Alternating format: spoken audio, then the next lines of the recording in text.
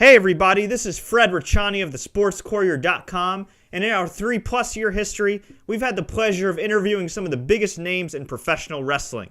Here we have an interview with Sean X-Pac Waltman from the MMA Sports Expo in Atlantic City, New Jersey from October 2010.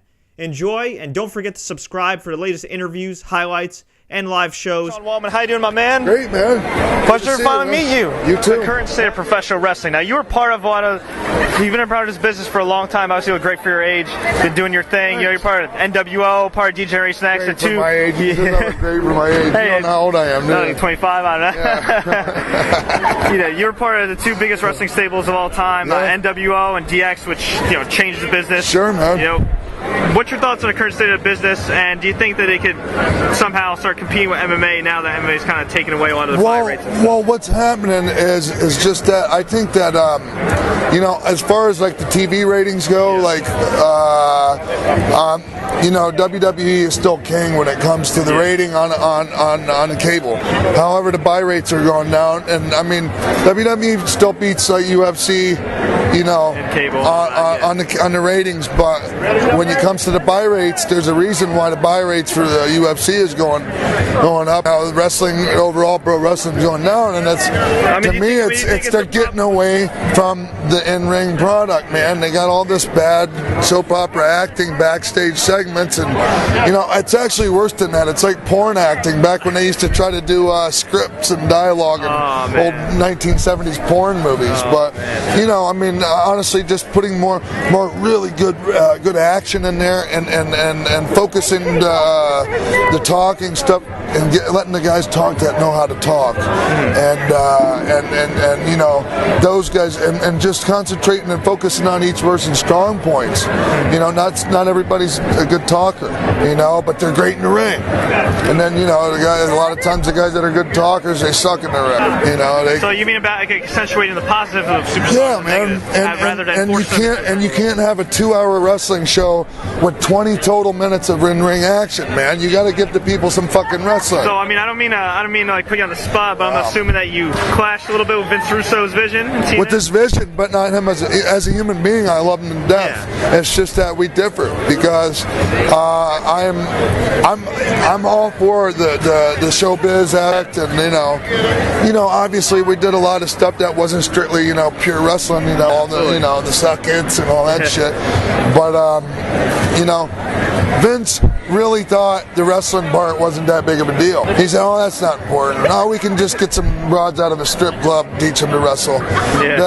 Just things like that, where, you know, I took offense to that, because I mean, this one hard. Reggie White, you know, may he rest in peace, Hall of Fame football player, came and told me, he said, "This is the hardest shit I ever did in my life." Wow. So when you got a Hall of Fame NFL football player telling you that, then you know, Vince Russo, when you say that kind of thing, you know, it kind of pisses people off. You know, of course. And you know, you are a smaller wrestler. You've had some of the best matches. You know, I see now wrestling starting to progress towards, you know, pushing more to smaller guys. Yeah. Finally, after all these years, Bryan Danielson, Rey Mysterio, Evan Bourne, to name a few guys, AJ Styles at the TNA front. When you were having those great 5-star matches with Jerry Lynn back in the GWF days, Minnesota, did you guys know that you were breaking new ground, or only the years? You know, I guess we were trying to bring something new to the people here.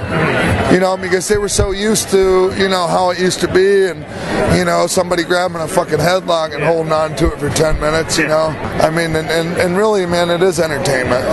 The bottom line, it's entertainment, and so thus you want to have your match be entertaining.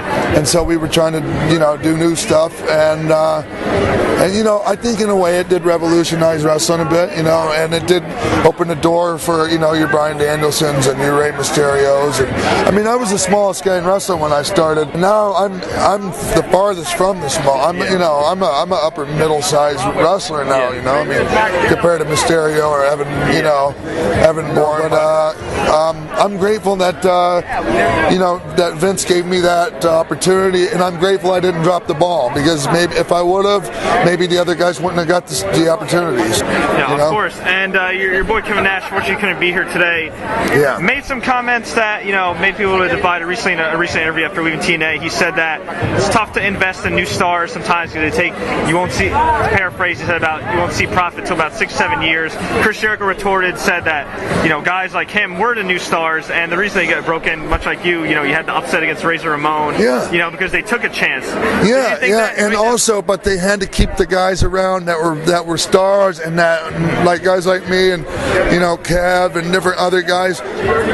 Mind you, these guys have to be willing to share their knowledge and willing to help make the other guy. But we're the guys that know how to do that. You can't just put them in together and expect them to figure out the recipe on their own. It takes too long, too much trial and error to figure it out. And with TNA, I mean, there's a lot of mumble jumble, a lot of confusion on the card all the time there. Do you feel like that veteran presence wasn't utilized well enough to get over a lot of the guys that some casual fans might know, such as AJ Styles, such as Samoa Joe's, guys like that? You think they could have been utilized a lot better to get over guys like that? Yeah, I think so. I think as soon as they brought these guys in, when they brought us back, and when Hulk came back, and then comes RVD and Jeff Hardy, and all of a sudden the focus all shifted onto us, and that was a mistake, and they put us all in there working with each other when really we should have been working with Beer Money or Motor City Machine Guns, who are the best tag team in wrestling right now. Yeah. Kings of Wrestling are really good too. I'm a big fan, and it's not just because they're here. I pay attention to what's going on, and these guys are the future of wrestling,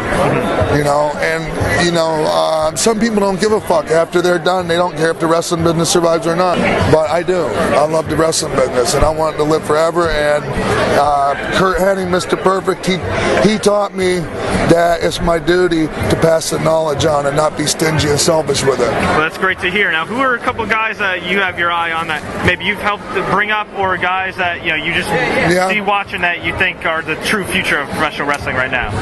It depends on the company you're talking about. I guess over on a major scale, say WWE, TNA. Okay, TNA, the Pope. Elijah Burke, Elijah Burke. But they kind of, they were pushing him nice and good, and like they tend to do, all of a sudden they went on. They just fucking didn't follow through on the Pope. But I mean, he's still, he's got the gift of gab, he's got the look, puts a lot into his gimmick. He's the Pope 24/7. Jesus Christ, I could go on and on. In ROH, you have Claudio Castagnoli. I'm a huge fan of Colt Cabana. He's hilarious. He is fantastic. He's the Buster Keaton, Charlie Chaplin of wrestling, man. And I'm a huge fan of his. Austin Aries.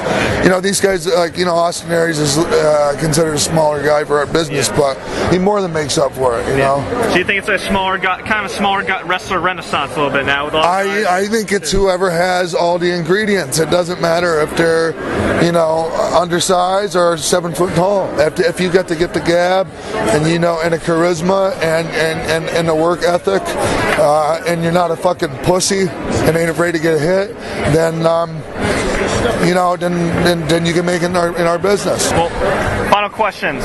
Notice you had a DVD coming out with Kevin Nash. Oh, I thought you were going to go back a few years. With Kevin Nash, or a video. You want to plug that real quick? What's that all about? It's just a very candid interview. That was conducted about a month ago or so. I don't know, maybe a little longer now.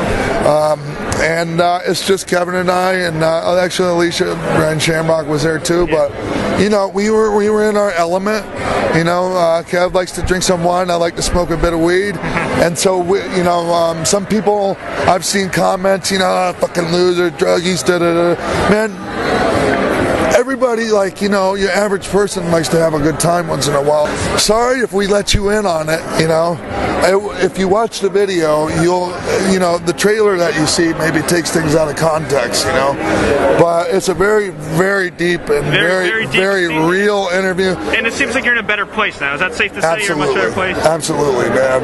Yeah, how can you not? I went from, hanging from the roof of my apartment in Mexico City dead to being here talking to you right now, by the grace of God. Which is amazing. So what's next for Sean Waltman now that you've been through all your adversity? Things like this, man. Things like this. I'm thinking about a book. but I'm worried about stepping on toes or hurting people. A lot of my stories involve people that names change to protect the innocent. So it wouldn't be a tell-all book; it'd be a tell-some book. No, but I won't do it unless it's tell-all. Yeah. So I might have to wait till I'm fucking 80 or something. I don't know, but more and more like I'm doing speaking engagements, and I like to talk, obviously. Yeah. Well, I have a lot to talk about finally. After 25 years in wrestling and all the things I've been through, and all the big moments behind the scenes, and in front of the public that have happened in wrestling, I've been there pretty much, or been a part of making happen. Oh yeah, absolutely. And where can your fans find you online? On Twitter, I'm the real X-Pac, and I put the real on there so everybody knows it's really me. Nobody else did it until I started doing it. Anyways, or Sean Waltman on Facebook. You'll know it's me. You know what I got to do? I got to create a fan page. I don't like to do that. I didn't want to do that because I don't want people thinking, oh, they're my fans, because I consider all these people my friend. But you can only have like 5,000 people on your Facebook page, and I got like 1,000 people backed up on my freaking friend request. But through that, and I do a radio show in Tampa. It's called The Cowhead Show. The Cowhead Show? Yeah, Monday through Friday, 3 to 7. If you're not in Florida, you can check it out on cowheadtv.com. And it's it's the #1 show in drive time in all of Florida. So it's cool, man. It's cool to be a part of that. I love doing the radio as well. Excellent, man. Well, Sean X-Pac Waltman, clearly doing big things. Pleasure, man. Glad to see you doing well. Oh yeah, I got 2 words for you. Suck it. Don't forget to check out our other wrestling interviews.